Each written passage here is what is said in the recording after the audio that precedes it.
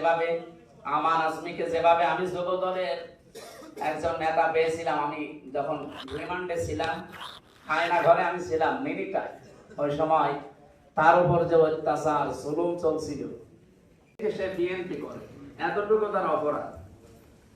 ওনারা নিয়ে গিয়ে এরকম একটা চেয়ারে বসে, এই চেয়ার না, হাতালা চেয়ার বসিয়ে হাতের সাথে পায়ের সাথে ক্লিপ লাগিয়ে দেয়, এই গলার সাথে একটা বেল বেঁধে দেয়, মুখটা ঢেকে দেয়, শুধু হাতের কাছে পায়ের কাছে সেট করে টিপ দেবে, একবারে নখগুলো সব খুলে চলে যাবে।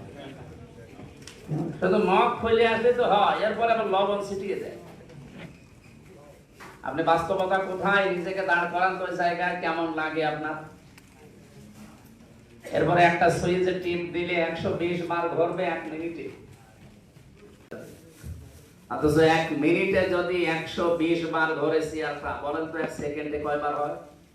যে এই বিষয়গুলো মাথার ভেতরে যদি ঘুরিয়ে যায়, সেকেন্ডে যেখানে আপনাকে 2 বার ঘোরানো হচ্ছে, 1 মিনিটে কত?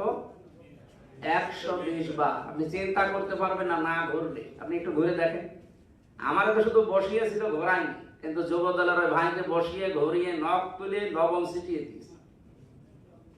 আমার কাছে আসার পরে যে চিৎকার করে কাঁদছিল, এখানে একটা মজলুম দল, এটা বিএনপি যারা করেন, এটা একটা মজলুম দল। বহু স্যাক্রিফাইস 15.5 বছর আপনাদেরও আছে।